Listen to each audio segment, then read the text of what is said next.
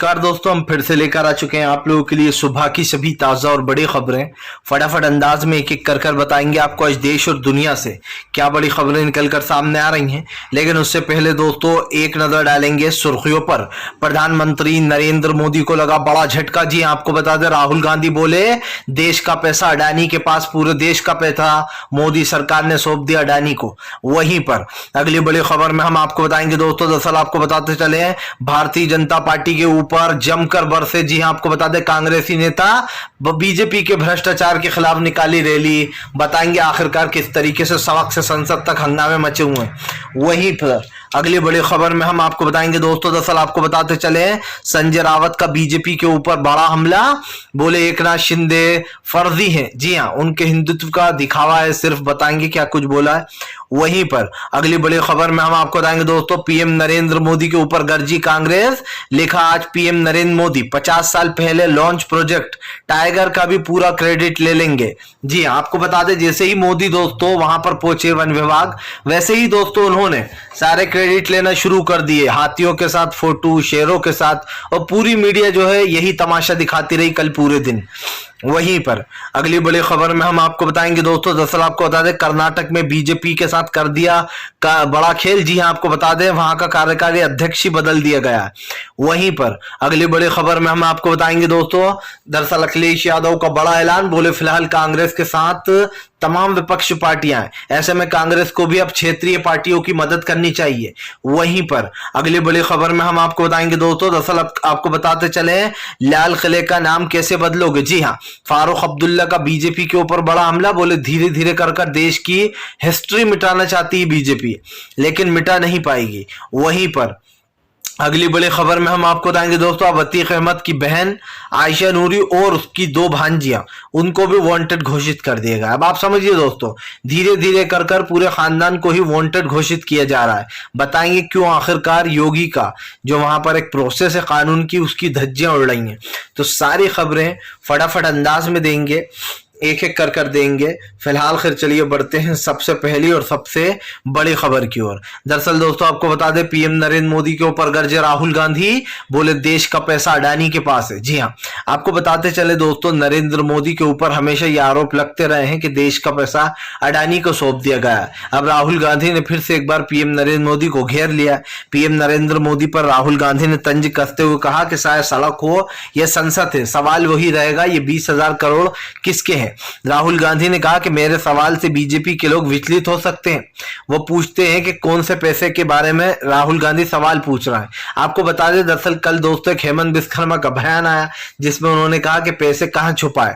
आपको बता दें, राहुल गांधी ने कहा कि सारे के सारे लोग मुद्दे से भटकाने के लिए आप लोगों को गलत राह पर ले जाते हैं, लेकिन ये लोग असली मुद्दे पर सवाल का जवाब नहीं दे रहा है कि 20,000 करोड़ रुपए किसके हैं। जाहिर सी बात है दोस्तों, अडानी के इंफ्रास्ट्रक्चर बिजनेस के ऊपर जो पैसा लगाया गया है वो बेनामी है या नामी है, इसका अब तक खुलासा नहीं हुआ है। यही नहीं, बीजेपी के ऊपर यह आरोप जब से ही लग रहा है कि बीजेपी ने डूबते हुए अडानी की मदद करने की कोशिश की है। आपको बता दें, अडानी को बचाने के लिए भारतीय जनता पार्टी ने हर मुमकिन कोशिश की। यही नहीं, बीजेपी दोस्तों अडानी को किसी भी तरीके से बचाना चाहती थी। उसके लगातार गिरते हुए जो दाम थे दोस्तों शेयर्स के, उसको लेकर बीजेपी चिंता में थी। आम आदमी पार्टी ने तो यहां तक कहा था कि ये सारा पैसा नरेंद्र मोदी का लगा हुआ है, चेहरा अडानी का है लेकिन पैसा सारा पीएम मोदी का है। यही नहीं, अब राहुल गांधी ने पीएम पर एक और निशाना दाग दिया। राहुल ने कहा कि बीजेपी के कई मंत्री हैं जो आए दिन विवादित बयान देते हैं। खुद पीएम नरेंद्र मोदी ने दोस्तों न जाने कितनी बार विवादित बयान दिए, लेकिन उसके बाद भी उनकी सदस्यता रद्द नहीं हुई। सिर्फ राहुल गांधी ने कहा कि उनको संसद में बोलने से रोकने के लिए बीजेपी ने ये किया, और खास करके अडानी वाले मुद्दे पर राहुल ना बोले संसद में, ये बीजेपी की मंशा थी। और दोस्तों बीजेपी ने शायद उस मंशा को पूरा भी किया।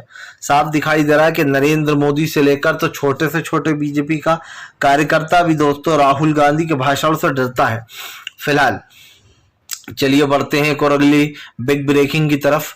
बता दोस्तों अगली जो बड़ी खबर निकल कर आ रही है, आपको बताते चले दोस्तों, भारतीय जनता पार्टी के ऊपर गरजे जमकर असदुद्दीन ओवैसी, बोले देश के संविधान के साथ खिलवाड़ कर रही है बीजेपी, देश के संविधान को मिटाना चाहती है। आपको बताते चले दोस्तों, किताबों से चैप्टर हटने वाला मामला ठंडा होने का नाम नहीं ले रहा है। सब लोग इसकी आलोचना कर रहे हैं कि अगर हिस्ट्री मिटाने में बीजेपी को इतना ही शौक है तो क्या वो लाल किला भी तोड़ देगी?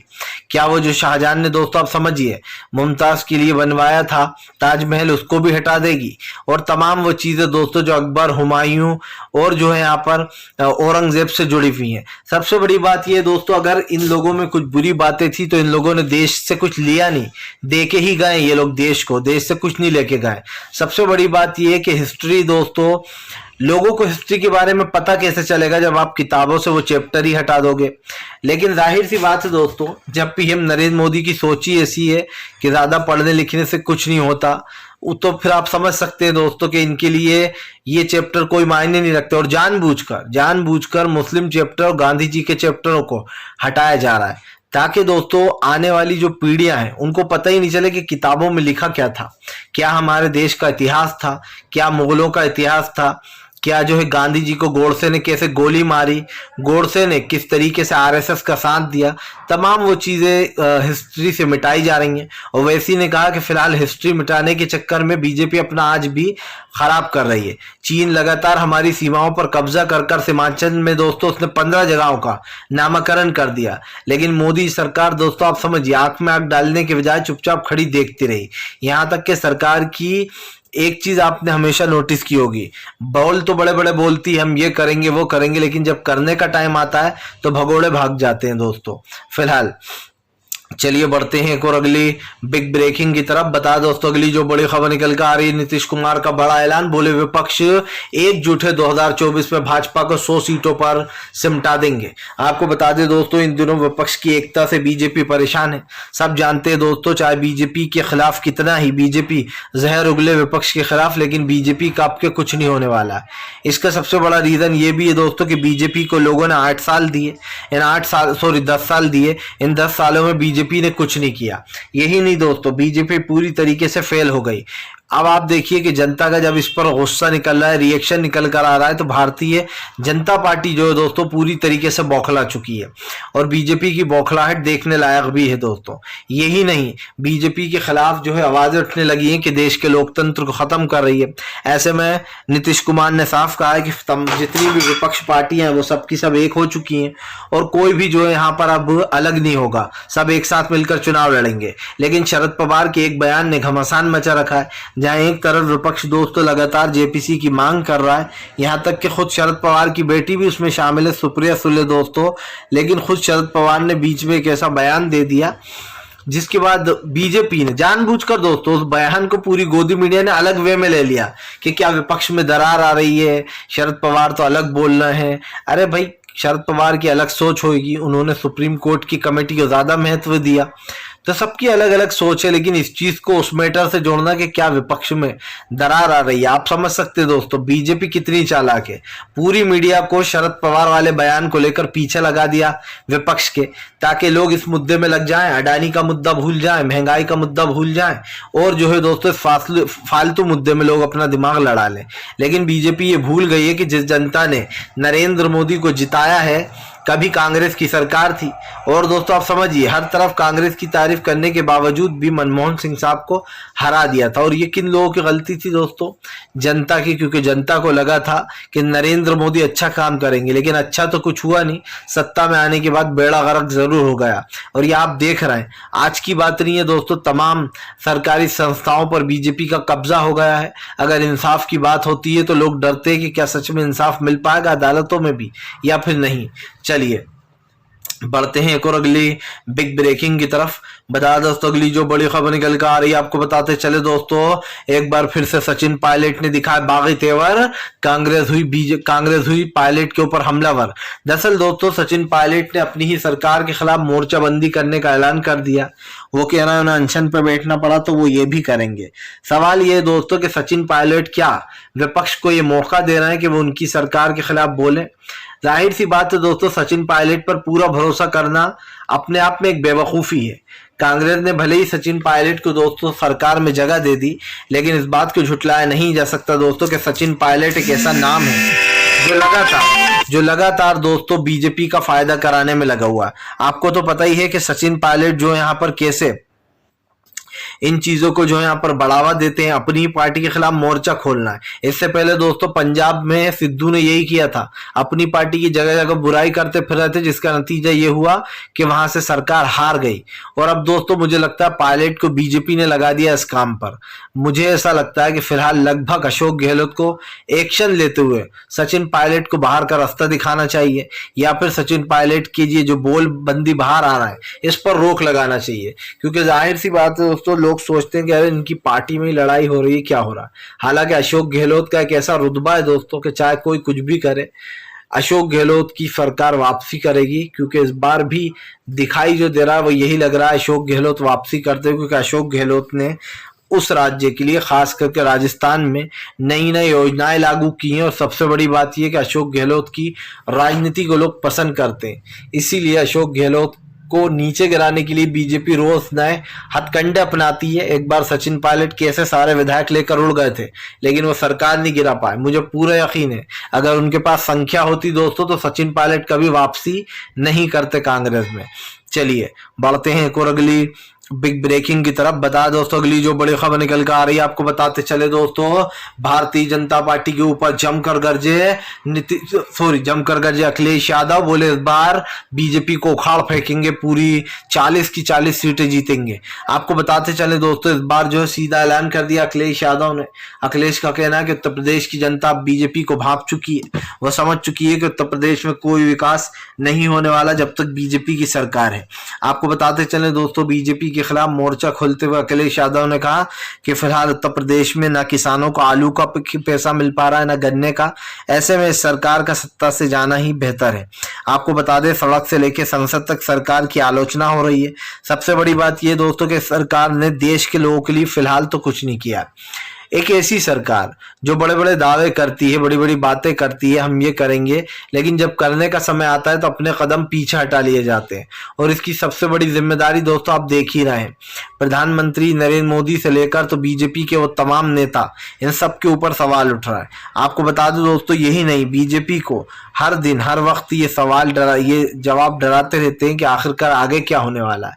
2024 के लिए बीजेपी डरी हुई है। अखिलेश ने बहुत बड़े बड़े बदलाव किए पार्टी में। अखिलेश यादव ने ऐलान किया है कि फिलहाल आने वाले समय में जनता के जितने भी मुद्दे हैं उनको उठाया जाएगा और उन मुद्दों को दोस्तों उठाकर जनता को इंसाफ दिलाया जाएगा। आपको बताते चलें, समाजवादी पार्टी ने यह ऐलान किया है कि वो पूरी लोकसभा, सारी जितनी भी लोकसभा की सीटें, उन तमाम सीटों पर चुनाव लड़ेगी और चुनाव लड़के बीजेपी को पटखनी देगी। यही नहीं दोस्तों, इस बार विपक्षी एकता देखने को मिल रही है। सबसे बड़ी बात यह दोस्तों कि अगर विपक्ष का वोट परसेंटेज मिला लिया जाए तो लगभग 60% होता है। यानी कि दोस्तों 60% वोट शेयर को मिलाया जाए तो बीजेपी से कई गुना ज्यादा। बीजेपी को महज दोस्तों 39 से 40% ही वोट मिलता है और यही कारण है जो विपक्ष से बीजेपी डरी हुई है। चलिए बढ़ते हैं एक और अगली बिग ब्रेकिंग की तरफ। बता दोस्तों अगली जो बड़ी खबर निकल कर आ रही है, आपको बताते चले दोस्तों, भारतीय जनता पार्टी को लगा एक और बड़ा झटका। जी हां, आपको बताते चले ममता बनर्जी ने खोल दिया बीजेपी के खिलाफ मोर्चा। दरअसल आपको बताते चले, बंगाल में हुई हिंसा का जिम्मेदार ममता बनर्जी ने बीजेपी को ठहरा दिया। ममता बनर्जी का कहना है कि भारतीय जनता पार्टी है जो जगह जगह राज्यों में हिंसा फैलवा रही है और उन राज्यों में खास करके जहां बीजेपी कमजोर है। आपको बता दें दोस्तों, अगर कर्नाटक की बात की जाए तो बीजेपी का कोई अस्तित्व अब कर्नाटक में बचा नहीं है। धीरे धीरे कर कर्नाटक में बीजेपी सारे चुनाव हार चुकी है। यही नहीं, बीजेपी से कर्नाटक बोल रहा हूं दोस्तों के टीएमसी बंगाल में सारी चीजें छिन चुकी हैं। ममता बनर्जी ने कहा कि ये बीजेपी की प्लानिंग होती है किस तरीके से जो है बंगाल को अशांत किया जाए। उधर दूसरी तरफ आपको बताते चले दोस्तों, बंगाल की अशांति को लेकर ममता जी ने ऐलान किया है कि आने वाले समय में जिन लोगों ने भी बंगाल में हिंसा फैलाई थी उन सबके ऊपर जो है कार्रवाई होगी। यही नहीं दोस्तों, कई बार ऐसी चीजें निकलकर सामने आई हैं जिसमें बीजेपी बुरी तरीके से एक्सपोज हुई है। क्यों हुई है? क्योंकि आपको भी पता है कि भारतीय जनता पार्टी दोस्तों बातें तो बहुत करती है, लेकिन जब बात असलियत की आती है तो बीजेपी दोस्तों अपने हथियार डाल के हाथ खड़े कर देती है। मतलब साफ है, कि आप देश में जो है ना ही सुख चाहते हो ना शांति चाहते हो, हर जगह बीजेपी बस टांग अड़ाने का काम करती है। और यही कारण है दोस्तों जो भारतीय जनता पार्टी के ऊपर अब हमलावर हो गई है ममता बनर्जी, क्योंकि बंगाल को लेकर और खास करके बिहार को लेकर जो हिंसा फैलाई गई थी रामनवमी के दिन दोस्तों, उसका पूरा जिम्मेदार ममता बनर्जी ने बीजेपी को ठहराया है। और अगर देखा जाए दोस्तों तो ये सही भी है, क्योंकि दोस्तों एक पैटर्न से हर जगह एक पैटर्न से ही हिंसा फैलाई गई है, यानी कि बीजेपी चाहती थी दोस्तों कि कहां कहां उसे हिंसा फैलाना है। चलिए बढ़ते हैं एक और अगली बिग ब्रेकिंग की तरफ। बता दोस्तों अगली जो बड़ी खबर निकल कर आ रही है, आपको बता दें संजय सिंह का बड़ा ऐलान, बोले फिलहाल जेपीसी की मांग को जब तक नहीं मांगेगी बीजेपी तब तक उठाते रहेंगे सवाल। आपको बता दें संजय सिंह ने बीजेपी के ऊपर हमला बोलते हुए कहा कि फिलहाल जेपीसी की मांग को जब तक बीजेपी नहीं मानेगी तब तक जेपीसी की मांग पर विपक्ष एकजुट रहेगा। दरअसल लगातार विपक्ष जो है वो जेपीसी की मांग कर रहा है, उधर बीजेपी जेपीसी से पल्ला झाड़ने की फिराक में है। लेकिन जाहिर सी बात है जेपीसी अगर हो गई जांच तो बीजेपी पूरी तरीके से बर्बाद हो जाएगी। भारतीय जनता पार्टी की दोस्तों सरकार नीचे आ जाएगी, यानी कि सत्ता से बाहर हो जाएगी, और ये बात बीजेपी अच्छे से जानती है। इसीलिए दोस्तों बीजेपी जेपीसी की मांग को नहीं मांग रही। संजय सिंह ने कहा कि अडानी ने इस देश का सबसे बड़ा घोटाला किया, ना अडानी के ऊपर कोई जांच बिठाई गई, ना अडानी के शेयर्स पर नजर डाली गई, ना अडानी का पासपोर्ट लिया गया। वहीं दोस्तों आप समझिए हमारे देश का अजीब दोहरा कानून है दोस्तों, अडानी जिसने देश का इतना बड़ा नुकसान किया उसका पासपोर्ट तक जब्त नहीं किया। उधर महबूबा मुफ्ती की बेटी का पासपोर्ट ही नहीं दिया जा रहा था, जब कोर्ट ने फटकार लगाई है तब सरकार की नींद खुली है। आप समझिए किसी का पासपोर्ट जब्त कर रख लेना, इसके क्या मायने हैं? क्या आप जो है देशवासियों को कहीं घूमने बाहर नहीं जाने दोगे? यूएई जाना है या कहीं बाहर जाना है तो दोस्तों एक चीज तो साफ दिखाई देती है, फिलहाल जो ये सरकार है ये आरोपियों को बचाती है। आप देख लीजिए दोस्तों जितने भी लोग पैसे लेके भागे, नीरव मोदी, विजय माल्या, इन सबको बीजेपी ने संरक्षण दे रखा है। आए दिन कांग्रेस ये आरोप लगाती है कि बीजेपी जो है बड़े बड़े बोलती थी कि उन सारे भगोड़ों को कान पकड़कर वापस लाएंगे, लेकिन दोस्तों देश में किसी को बीजेपी वापस नहीं ला पाई। जाहिर सी बात है इनके यहाँ तक के जिन जांचों में इन लोगों के नाम थे दोस्तों, उन जांचों से इनके नाम भी हटा दिए गए जो विदेशों में पकड़ कर ला सकते थे। मतलब साफ है कि बीजेपी नहीं चाहती कि उनके लोगों को कोई पकड़े या उनके ऊपर कार्रवाई करे। चलिए बढ़ते हैं एक और अगली बिग ब्रेकिंग की तरफ। बता दोस्तों अगली जो बड़ी खबर निकल कर आ रही है, सड़क से संसद तक कांग्रेस का हल्ला बोल, सड़क पर कांग्रेसियों ने मचाया तहलका। आपको बता दें दोस्तों बीजेपी के खिलाफ कांग्रेस जिस तरीके से प्रदर्शन कर रही है, ऐसे लेकर न सिर्फ बीजेपी परेशान है बल्कि जो जितने भी सत्ता पक्ष के लोग हैं वो सब लोग कांग्रेस का ये रूप देखकर हैरान है। दरअसल अब तक जो कांग्रेस लगातार दोस्तों कुछ सालों पहले शांत थी, उसने लगातार एक साल से दोस्तों फुर्ती पकड़ रखी है। यही नहीं, बीजेपी के खिलाफ सड़कों से संसद तक हंगामे मच रहा है। राहुल गांधी की भले ही सदस्यता चली गई, उनको भले ही संसद से बाहर कर दिया गया हो, लेकिन सच्चाई यही है दोस्तों कि राहुल गांधी देश की जनता की आवाज बन चुके हैं, और राहुल गांधी एक ऐसा मुद्दा बन चुके हैं दोस्तों बीजेपी के लिए जिसको हराना बीजेपी के लिए बहुत जरूरी है। राहुल गांधी एक ऐसा नाम है जिसने आम जनता की आवाज उठाई। भाई जब कोई पीएम से उनकी डिग्री मान लेता है तो उसके ऊपर 25,000 का जुर्माना लग जाता है, तो फिर राहुल गांधी ने तो पीएम के सरनेम पर ही सवाल उठा दिया था, तो जाहिर सी बात है कोर्ट का तो खून खोल गया होगा राहुल गांधी को सजा देने के लिए। फिलहाल चलिए बढ़ते हैं एक और अगली बिग ब्रेकिंग की तरफ। बता दोस्तों अगली जो बड़ी खबर निकल कर आ रही है, आपको बता दोस्तों जेल से छूटते ही आम आदमी पार्टी के ऊपर गरजे सिद्धू। जी हाँ, आपको बता दें सिद्धू ने बताया कि फिलहाल जो आम आदमी पार्टी है वो माफियाओं की सरगना बन चुकी है। आपको बताते चले दोस्तों आम आदमी पार्टी के ऊपर हमलावर होगा सिद्धू बाहर निकलते ही। उनका कहना है कि फिलहाल माफियाओं को आम आदमी पार्टी बढ़ावा दे रही है, और जितने भी माफिया हैं उनकी सरगना बन बैठी है आम आदमी पार्टी। यही नहीं दोस्तों, उन्होंने सिद्धू मूसेवाला की मौत पर वो भी जताया दुख और कहा कि फिलहाल ये सब कुछ आम आदमी पार्टी के चलते हुआ है, उनकी सरकार ने जरा सा भी ध्यान नहीं दिया। आपको बता दें दोस्तों लगातार आम आदमी पार्टी के ऊपर हमलावर हो गए सिद्धू पाजी। यही नहीं, उन्होंने बीजेपी के ऊपर हमला बोलते हुए कहा कि जिस तरीके से राहुल गांधी की सदस्यता ली गई है ये न सिर्फ कानून के खिलाफ है बल्कि ये लोकतंत्र की हत्या है। जाहिर सी बात है जो राहुल गांधी लगातार दोस्तों संसद में बोल रहे थे, अचानक से राहुल की सदस्यता छीन लेना ये अपने आप में दोस्तों शर्म की बात है कि अगर कोई एक व्यक्ति दोस्तों आप समझिए सच्चाई बोल रहा है तो उसको रोक दो। ये बीजेपी की आखिरकार कौन